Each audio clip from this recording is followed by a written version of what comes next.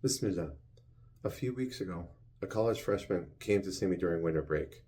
Pre-law student on an athletic full ride. Sharp kid with serious game. But something was off. I asked him, how's school going? And he just stares at the floor. And then finally he says, Doc, I stopped praying. What happened? He said, everyone at college drinks. Everyone parties. Everyone's hooking up and I'm just the weird Muslim kid who doesn't do anything. I got tired of explaining myself, so I stopped going to Jummah. I stopped telling people I don't drink. I just started blending in. He looks up at me and he says, Doc, I feel like I'm disappearing. Like I'm becoming someone I don't even recognize anymore. But how am I supposed to be Muslim when I'm the only one? So tonight we're talking about one of the loneliest experiences a young Muslim could face. Being the only Muslim in the room, the only one who doesn't drink, the only one who prays, the only one who stands out. The Quran gives us a blueprint through the story of the Prophet Yusuf alayhi salam, a young man who stayed true to himself in the most un-Islamic environment possible. So let's be real about what it's like being Muslim in spaces nobody else is. You're at school and everybody's talking about what they did over the weekend, the parties, the dating, the things that you don't do. And you have nothing to contribute, so you just sit there, quiet, feeling invisible. You're at work and it's Ramadan, you're fasting, but you can't tell anyone because they're just going to ask you questions you're not ready to answer. So when they invite you to lunch, you just make up an excuse. Again. You're at a friend's gathering, a wedding, a graduation, and you're the only one who doesn't drink. Your friends are all holding up with glasses, laughing, loosening up, and someone says, come on, just one drink, loosen up. Nobody's watching. And the pressure isn't just external, it's internal too. You start questioning, why am I the weird one? Why can't I be just normal? Everyone else seems fine. Maybe I'm just taking this Islam thing too seriously. Or worse, if nobody here knows I'm Muslim, does it even matter? I could just take off the hijab for today, skip this prayer, have one drink, take one hit. Who would know? And here's what makes it so hard. The compromise feels so small at first. It's just one prayer missed because you didn't want to explain why you needed to step away. It's just one lie about why you can't go to that party. It's just one time you stayed quiet when someone said something bad about the Prophet ﷺ because you didn't want to draw attention to yourself. But eventually you look in the mirror and you don't recognize the person looking back. You've become someone who compromises, but at the cost of who you actually are. This is heavy duty, Doc. This is great. So let me tell you about the Prophet Yusuf alayhi salam, because if anyone understood what it's like to be the only Muslim in the room, it was him. Yusuf alayhi salam was thrown into a well by his older brothers, sold into slavery and ended up in Egypt, a place where nobody worshipped Allah, nobody prayed, nobody fasted, nobody mentioned the name of Allah, nobody cared about the things that he cared about. And on top of that, he was enslaved in the house of a powerful man. He had no freedom, no community, no masjid, no Muslim friends, just him and his faith. And then the wife of his master, a total dime, gorgeous woman with all the power, all the status, she tries to seduce him. And this wasn't just temptation, this was pressure. She locked the doors. She had authority over him. She could have destroyed his life if he refused, and if he gave in, she was beautiful, she was into him, and no one would ever have to know. It's a lot of responsibility. And Yusuf's response? وراودته التي هو في بيتها عن نفسه وغلقت الأبواب وقالت هيت لك قال معاذ الله إنه ربي أحسن مثواي إنه لا يفلح الظالمون. And she, in whose house he was, tried to seduce him. She locked the doors and she said, come to me.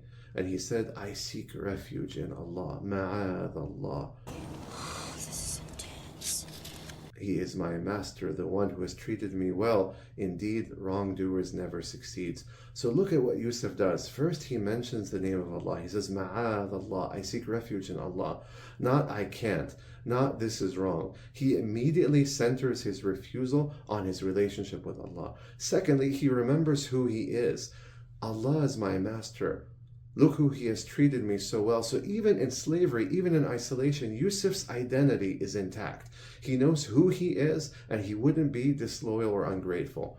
Thirdly, He states a principle: wrongdoers never succeed. This isn't about judgment. It isn't about truth. Compromising will not lead to success, no matter how appealing it looks. Let me say that again. Compromising will not lead to success, no matter how appealing it looks. Never ceases to amaze me. But here's what happens next, and this is what very few people talk about. Yusuf alayhi salam ends up in prison for years because he chose integrity and loyalty over compromise. Let's sit with that for a minute. He did the right thing and he suffered because of it. No miracle rescue, no immediate reward, just years in a cell because he refused to betray himself. This is deep. But even in prison, Yusuf doesn't lose himself. So in ayat 37 to 38 in Surah Yusuf, he's teaching Tawheed to his cellmates. He's still Yusuf, still Muslim, still clear about who he is. And eventually, Allah elevates him. He becomes the treasurer of Egypt. The very people who rejected him end up depending on him. But the elevation didn't come because he compromised. It came because he didn't. Yusuf's story teaches us being the only Muslim in the room is lonely, it's hard, and sometimes it costs you. But the cost of losing yourself, that's higher. So what does this mean for you practically? You don't have to fit in to belong. Yusuf was alone in Egypt, but he wasn't lost because his identity wasn't tied to the people around him. It was tied to Allah. When you're the only one not drinking, you're not the weird one. You're Yusuf. When you're the only one who steps away to pray, you're not making things awkward. You're Yusuf. When you're the only one who refuses to compromise your values, you're not missing out. You're Yusuf. And here's the secret. People respect integrity even when they don't share your values. This is heavy duty, Doc. This is great. The college student in my office, I asked him, when you stop being yourself, did people actually like you more, or did they just tolerate a version of you that's easier to ignore?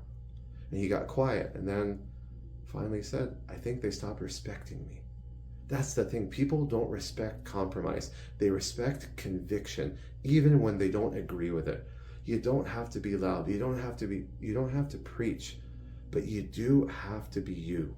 So here's the reflection for tonight. Where in your life are you compromising who you are just to fit in? Maybe it's at school. Maybe it's at work. Maybe it's with family. Maybe it's online. And here's the harder question. What would it cost you to stop compromising? And what's it costing you to keep doing it? Because here's the truth. Yusuf spent years in prison for his integrity, but he never spent a single day unsure of who he was. Can you say the same? This is deep. And on one final quick note, coming from someone who's been there, let me tell you what happened to me. In high school, I was the only Muslim too. I tried so hard to fit in. I was a starter on the varsity lacrosse team, and that was the sport at my high school. I hung out with the popular kids, attended the parties, I wore the right clothing brands. And though I'm ashamed to say it, I even denied that I was Muslim to avoid the criticism and the questions. And it was never enough. Allah tells us in the Quran, وَلَمْ تَرْضَى عَنْكَ الْيَهُودُ وَلَا النَّصَارَى حَتَّى تَتَّبِعَ مِلَّتَهُمْ. Never will the Jews and Christians be pleased with you until you follow their ways. And then I remember my dad driving me one day over an hour and a half to the closest masjid for Jummah. We didn't used to go to Jummah very often, unfortunately, but that I will never forget that day. And I remember it was the first time I felt like I truly belonged. Listen, your tribe, your people, they're out there, I promise you. Don't settle for less, and don't change who and what you really are. Even if they accept you now, we all have to stand before Allah on the Day of Judgment and answer for our decisions. Tomorrow night, inshallah, the comparison trap, Surah Al-Hujurat, and why measuring yourself against others is destroying your peace. Drop a heart in the comments if Yusuf's story, alayhi salam, hits home differently tonight. Extended reflection and journaling prompts are in the daily email, link in the description as always. Remember, you are not the weird one for staying true to yourself.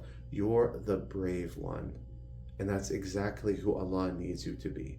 See you tomorrow, inshallah. Wassalamu alaikum wa rahmatullah.